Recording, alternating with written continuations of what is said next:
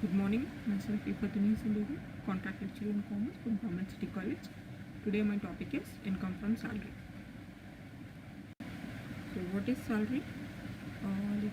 Remuneration received by an employee or of employment from his employer is known as income from salary.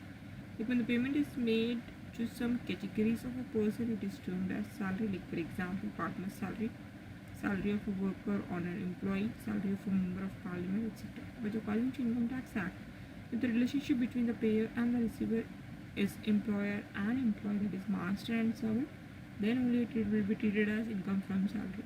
And if the income cannot be treated as income from salary, then it may be treated as income from business or income from other sources. But it cannot be taken as granted as exempted income until otherwise it's stated under Section 10 of the Income Tax Act. So the following are the situation of few selected situations wherein the receipt of an income is treated as income from salary, that is a payer and a payee more than one source. Foregoing salary is a salary income, or tax-free salary shall be included in the tax paid by the employee. So basis of charges, like salary is chargeable to tax when it is due to be paid, whether it is paid or not, and salary is chargeable to tax when any amount is paid, whether it is due or not, or areas of salary paid to employees also are chargeable to tax. So here we are having some chart which is showing computation of income from salary, that is salary wages or advance salary, DNS pay, DNS allowance, bonus, fees, commission, perquisite in lieu of or in addition to salary or wages, amount received in respect of encashment of earned leaves, salary during services, contribution of employer and RPF in excess of 12% of salary, interest on RPF in excess of 9.5%. On retirement of an employee and unrecognized provident fund, share of employer, interest on share of employer, taxable part of gratuity, taxable part of encashment of earned leaves, if entrenchment, taxable part of retrenchment compensation in case of voluntary retirement, taxable part of voluntary retirement compensation. Pension or taxable part of community pension from the date of retirement till the end of previous year. So if you are adding all these things, so whatever the money you are receiving from this, that will be called as a gross salary income. From this you need to minus your entertainment allowance and your professional tax. So whatever the money you are having, that will be called as taxable salary. So as an employer, the government will give some of the benefits to the employee as an allowances. So allowances is a fixed monetary benefit given by the employer to the employer for a specific purpose, like they are having house rent allowance, children's education allowance, etc. The employer can withdraw the allowance or he can increase or decrease. The allowance amount, that is the payment of an allowance, can be either on account of an agreement or at the discrimination of the employer. From tax liability point of view, the employee can be classified into two categories, that is a special category and a general special category. General category. Special category, under that we have all allowances received by the persons is fully exempted from tax, that is like allowances received by the judges of an high court and a supreme court, or any allowances received by the employee of UNO, or any allowances received by a teacher, professor, researcher, scholar from a foreign country with a SARS member nation. The exemption is followed for a period of 2 years, or any kind of allowances received by a chairman or a member of UPSC. This all will become under special category employees, whereas the general category employees are they are having, that is the three types of allowances, that is a fully taxable allowance, fully tax-free allowance, and partly taxable allowances. So fully taxable allowances we are having like DNS allowance, we are having additional DA, we are having city compensatory allowances, we are having marriage allowance, family allowance, meals allowance. This all will become under fully taxable allowances, whereas fully tax-free or an exempted allowance will be the allowances paid to the High Court or Supreme Court judges, or otherwise allowances received by an employee of UNO, or allowances received by a teacher or a professor, research scholar from a foreign country with a SARS nation, or allowances for UPSC members, that all will be exempted allowances or full tax free allowances. So here we are having like a house rent allowance. Like whenever we are paying a house rent allowance, we are supposed to take into consideration this is the major allowances which is given by the employer to the employee. The allowances is given towards rent of the house. Like when you are going for your job purpose, like you are not having any kind of house where you are working, and because of your work, if you are staying in a rented house, then the employee is supposed to give this kind of allowance to the employee. So the employer is not concerned whether the employee is paying rent of the house or not, if so how much. So according to section terms subsection 13a and a rule 2a, house rent allowance is allowed as an exemption. The condition for availing the exemption and other provisions are as under. So the first rule will be like this allowance is allowed as an exemption only when the citizen is paying rent of the house where he is presently residing. For sure he is supposed to pay the rent of the house, and only he'll get this kind of benefit. So first we need to calculate the exempted amount of allowance in the working notes. Then you have to add unexempted allowances to the salary under the head allowances. Like employee living in Mumbai, Delhi, Kolkata and Chennai, we are having two categories under that.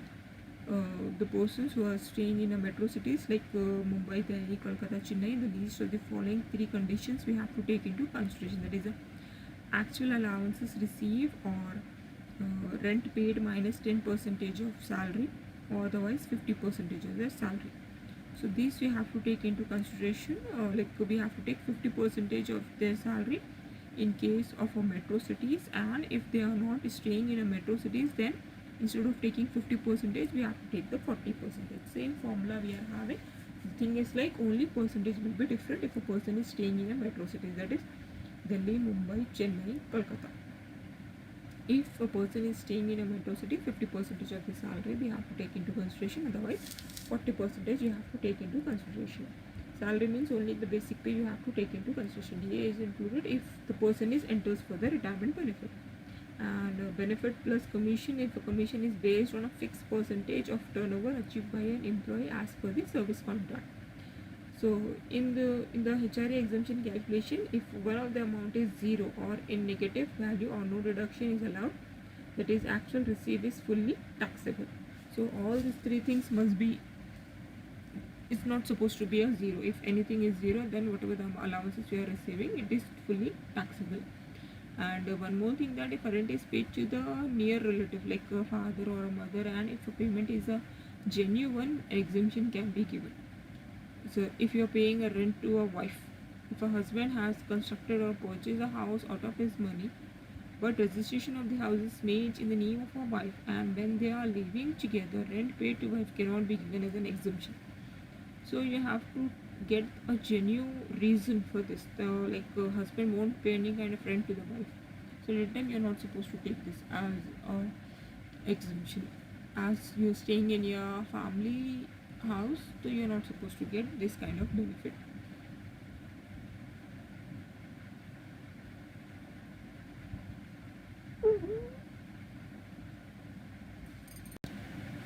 So more allowances we are having, that is a convenience allowance. It will be exempted up to 800 per month if used for travel between home and a place of work.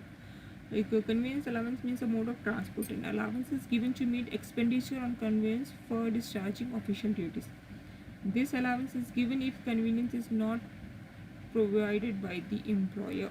If employee uses his own motor car for official purpose, then expenditure incurred for the same shall be allowed as an exemption.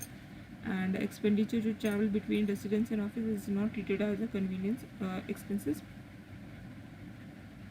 Medical expenses, like it will be an exempted when it is a reimbursement of actual expenses up to 15,000. Beyond this limit, it is taxable. Like whenever we are receiving any kind of medical expenses, so till 15,000 the government is ready to pay it. If it's beyond the limit, then it will be a taxable one. Fixed medical allowances is also a taxable one. Like whenever we are receiving a fixed medical allowance, like we are having some fixed medical allowances where we can take some of the benefits from the employer. So at the time, whatever the things we are having, that we have to take into consideration. And we are having a city compensatory allowance, like if you are staying in a city, so according to that you are supposed to have some kind of benefits, so that also will be, we are getting in this.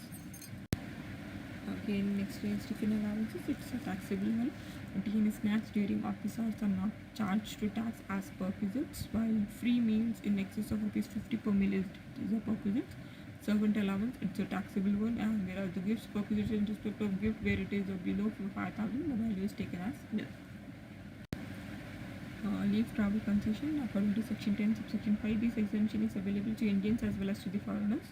The amount exempt under this clause shall in no case exceed the amount of expenses actually incurred for the purpose of such travel, and the value of any LTC received by or due to an individual and from his employer for himself and his family in connection with his proceedings on leave to any place in India is exempted. Like usually whenever we are going out for this, they will get this kind of benefits, like employer for himself as well as for his family connection with his proceedings on leave to any place in India, then it will be totally exempted from tax. From his employer or to a former employer for himself or his family in connection with his proceedings on leave to any place in India after retirement from his service or after the termination of his service is exempted. And an amount of exemption is the actual fare paid for the travel anywhere in India by the economy class, airfare of a national carrier by shortest routes or first class air conditioned aerial fare or any other mode not exceeding the shortest first class fare.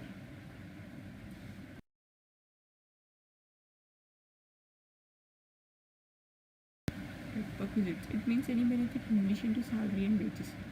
Any sum paid by the employer which otherwise will have been payable by the employee. Perquisites means any kind of benefit provided by the employer to an employee or his family members either in cash or in kind. A family member includes a spouse or a children and their spouses, parents, dependent and a servant, etc. And friends and gifts cannot be treated as member of a family. Perquisites are included in salary income only when they are received by an employee from his parents, present farmer, employer. Perquisites received from a person other than employer are taxable under the head income from source, income from other sources, like rent-free house, rent-free accommodation if you are having, or a car, or a amenities provided free of cost, or a concessional interest on housing loan, etc. So these are some of the perquisites which will be given by the employer to the employee. The benefit should be from the employer to be charged as a salary, and it could be in a cash or kind. It's not compulsory that it must be in a cash only. It must be in a cash or in a kind. It should have a legal origin. Perquisite taxable according to category E. So we are having some of the rules for valuation of perquisite, like according to the Finance Act 2009, abolished fringe benefits tax consequently from the assessment year 2010 to 11. Perquisites or fringe benefits have become either tax-free or a taxable income to the employee. Now the employer is not having any obligations to pay fringe benefits tax or the perquisites given or provided to the employees. From a study point of view, perquisites and fringe benefits can be classified as under perquisites and fringe benefit taxable to all employees, and perquisites and fringe benefits taxable in a specified cases, and a special perquisites and a taxable perquisites and a fringe benefits. So first we'll discuss about the perquisites, which are having a fringe benefits as well to all the employees. So rent-free accommodation, if you are receiving some kind of rent-free accommodation or the concession in rent of the accommodation, insurance premium paid by the employer on the life of an employee, or if you are receiving personal monetary obligations of the employee met by the employer, rent-free home loan, or holiday facilities, free meals, medical facilities, gifts, credit cards, club membership, use of movable assets, or a transfer of movable assets. These are some of the benefits which will be provided by the employer to the employee. So under that we are having some fringe benefits, tax whether payable or not by the employer. That is a furnished or an unfurnished house without rent or at concession, services of a super gardener, or education facilities to the employees' family members. These are some of perquisite taxable with or without the fringe benefits, contribution by the employer to an effect and assurance on life of an employee, or to an effect of an annuity, like they are giving a lot of benefit to their employee, like they are giving assurance of the life of an employee, that if anything happens they'll give some kind of benefit to the family, or anyway they'll give the annuity amount to their family members. And an interest free loan they'll give, exempted for loan not exceeding to 20,000, or loan for a medical treatment, like uh, if uh, if you're having any kind of medical emergencies, then the employer is ready to take all the expenses. Otherwise, he is ready to give the interest-free loan. Or otherwise, use of employer movable assets are taxable except laptop, desktop, etc. Like you can use this kind of assets also of the employer. They are having some of the purchases which are chargeable according to category B. Car or other automotive convenience that is not taxable for a non-specified employee. Transport facilities by a transport undertaking, not railways and airlines. Traveling, touring, accommodation. Free food and beverages ₹50 within office hours, and gift vouchers beyond 5,000 rupees, club membership and credit card. So these are the benefits which will be given to a category B employees. Specified employees. A director is a specified employee, an employee who holds 20% or more voting power or a substantial interest, where an employee is drawing salary of more than 50,000 per year without considering non-monetary benefits and exemptions like HRA. But since the minimum exemption limit is rupees 1,10,000, regularly all taxpayers are specified employees. Rent-free and furnished accommodation classified as central and state government employees and private sector employees. If the employer provides a house or a flat to an employee for his residential purpose without charging or collecting nominal or a part of the rent, then it is a purpose taxable to all the employees. The term accommodation includes a house, flat, farmhouse, or an accommodation in a hotel, motor, service apartments, guest house, mobile home, ship, or other floating structure. For valuation of purposes, the accommodation is of two types: it is a furnished one and an unfurnished one. The term furnished includes the furniture, television set, refrigerator, air conditioner, plant and equipment, and any other household appliances, whereas the furnishing are owned by the employer 10% of the original cost.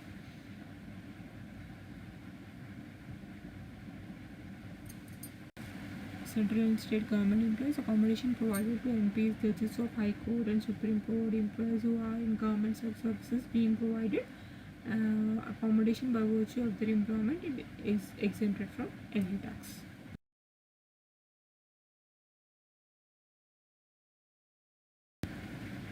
Meaning of salary for house accommodation, like salary includes basic salary, DA, bonus, all other taxable allowances, any monetary payment chargeable to tax but not monetary payments in the nature of perquisites. Exception to an accommodation rules are: it is not applicable to an accommodation located in a remote area, that is 40 kilometers from a town, and in mining project, air exploration sites. When an account of transfer an employee is given to accommodation, only one will be taxed for 90 days, and beyond that the lesser of the two will be taxed. Furnish accommodation. Step 1. Find out the value of the accommodation without the value of the furniture, and add 10% of value of furniture if owned by the employer, or actual hire charges when hired. Furniture includes TV, fridge, radio, and any other household appliances. Furnish accommodation in a hotel, like it includes accommodation in motel, guest house also. The value of perquisites is the lower of the two, that is the 24% of salary paid during the previous period when accommodation is taken, or otherwise the actual amount paid by the employer, not taxable if provided only for 15 days in the previous year when the employee is in a transport. Accommodation of at a concessional values, like the value is determined on the following basis, like we need to find out the value of accommodation as if it is not provided at a concession, and we have to deduct the value of a rent charge from the employee.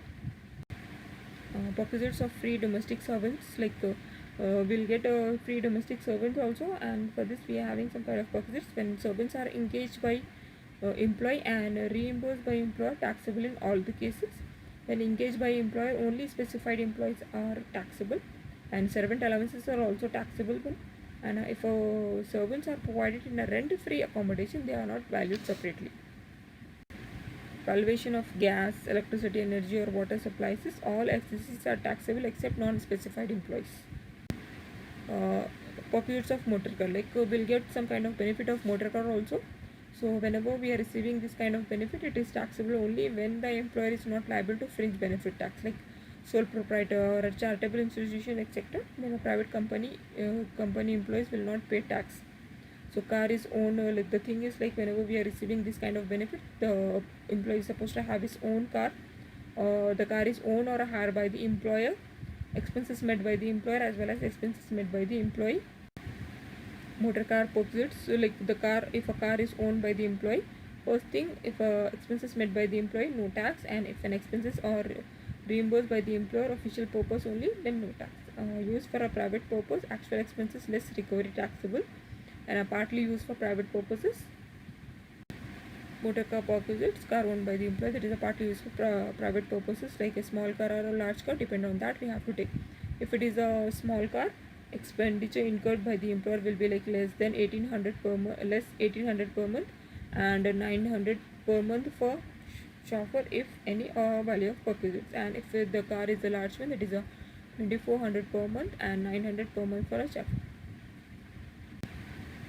When a car is owned or hired by the employer, if owner or if an employee is not having his own car, the next option is when the car is owned by or hired by the employer. Like in first case, car is used wholly for official duties, value of perquisite is nil. Like only for official purpose if you are using the car, like just from house you are going to the office, and from office if you are coming to the house.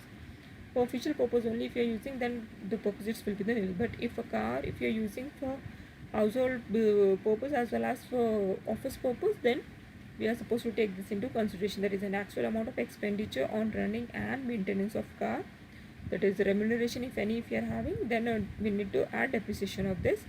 And if a car is taken on a lease basis, then actual amount of expenditure on running and maintenance of car, then we need to add some kind of remuneration. In the third case, we are having if a car is used partly in the performance of duties and partly for private or for personal purpose of employee or a member of his household, then if an expense is borne by the employer, small car and a large car, 1800 per month will get, and for a large car 2400 per month will get the benefit.